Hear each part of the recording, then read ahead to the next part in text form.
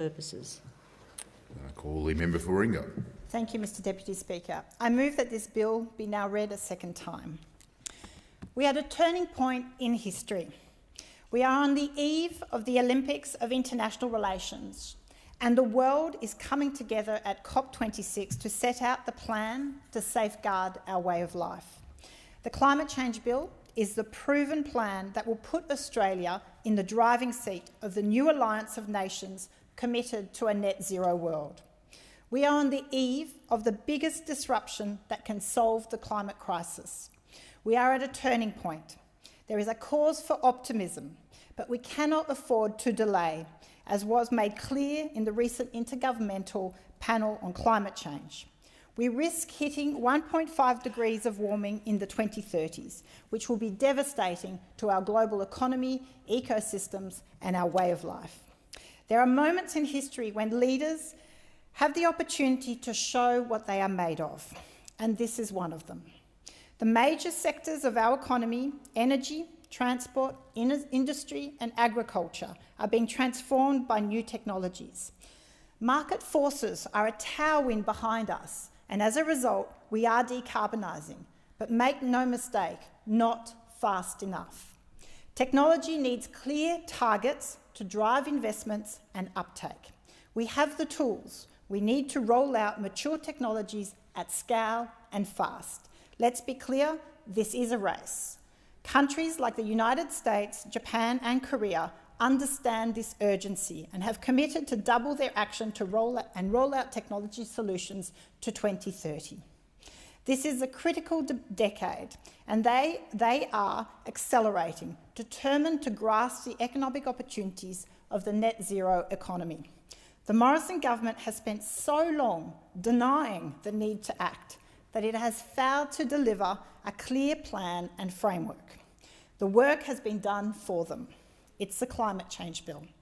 The government have focused on technologies that have failed to deliver, like carbon capture and storage. They are focusing on putting out greenwashing websites whilst approving coal mines. They claim credit where credit is not due because the work is being done by others. Emissions are down only because the drought and COVID-19 restrictions. A pandemic and a drought are not climate policies. The Prime Minister is desperate to do a deal with the Nationals on net zero by 2050, but that is meaningless without a strong interim target. Decarbonising 30 years into the future is not enough anymore. We need to lock in ambitious targets and a framework to get to net zero into law. We can accelerate the transformation of the economy and we can all benefit from the new opportunities these technologies will bring. The Climate Change Bill has been endorsed by the business, industries and investment communities. They are forging ahead but require policy certainty to make serious decisions.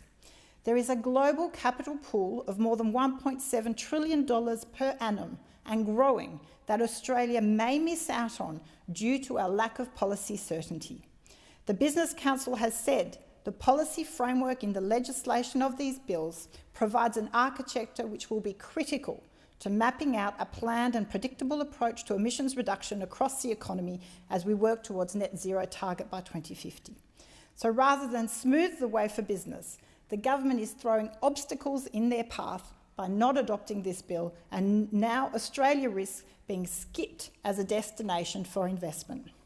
We need to adopt the bills before COP26 and restore confidence for the business community. We know that 2 out of 3 coal jobs will disappear in the next 2 decades, whether the Nationals like it or not. We have been warned. Change is coming, and we must plan and prepare for that change. That disruption is underway, make no mistake, and these communities are being left unprotected and unprepared. There is no point in selling them fantasies that industries will be around forever when they simply will not be. We must not protect old industries. We must protect people and communities. There is a very important distinction to be made. I've consulted broadly with community, business, unions, academics and not-for-profits. The bill we have today has important new provisions. To ensure the bill is relevant in a decade's time and working effectively, the bills will now be reviewed every 10 years after commencements. They are based on the experience of the United Kingdom's Climate Change Act. Witnesses suggest that statutory duties on the Minister should extend to meeting the target and adaptation plans. The Minister must now take all reasonable steps to ensure that the target is met and that objectives set out in adaptation plans are achieved. On targets, I've heard the concerns of many in relation to interim targets and introduced an aspirational, ambitious target of a 60% emission reduction on 2005 levels by 2030. The US are at 52%, the UK are at 68%. We must have a plan that at least puts us in the leading group. We have to be ambitious. It's a key to being competitive on the international stage and destination for investment. It's in line with our trading partners.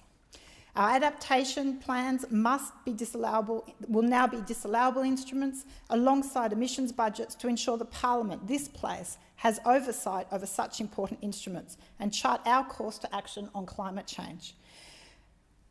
I call on the government to allow debate and an open vote on the climate change bill. Take the Climate Change Act to COP26, show leadership and restore our international standing. Set up policy certainty for communities and industries and unleash a wave of investment in technologies that we need to get to net zero. To every member in this place, you have a responsibility to your communities and future generations. It's time to pass the bill, not the buck. And I cede the remainder of my time for the member for Mayo. Is the motion seconded? I call the member for Mayo. Yes, Mr Speaker, I second the motion. And again, I would like to commend the member for Warringah on her good work here. I wonder when we get to 2050, many of us will have grey hair, many of us perhaps might not be here anymore, but I wonder what the young people of 2050 will say about us today. I wonder if they will say, what a wasted opportunity. The member for Warringah has done the work. She's basically done all the homework for the government with respect to COP26. We didn't even know if a member of the government was going to attend. It wasn't announced until just recently. We had Prince Charles come out and speak on this. We should be leading the world in this. We have the space, we have the sun, we have the wind. We see other nations that don't have those natural resources at hand leading, and we are behind. Much has been said that this is not what people in regional Australia want. Well, let me say, Mr Speaker, I have a regional electorate, as does the member for Indi.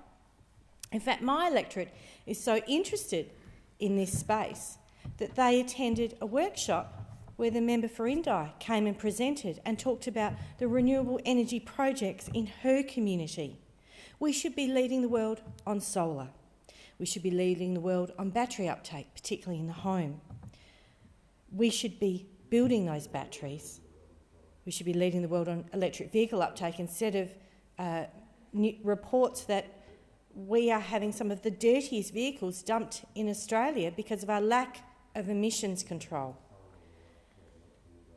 We should be building the electric vehicles.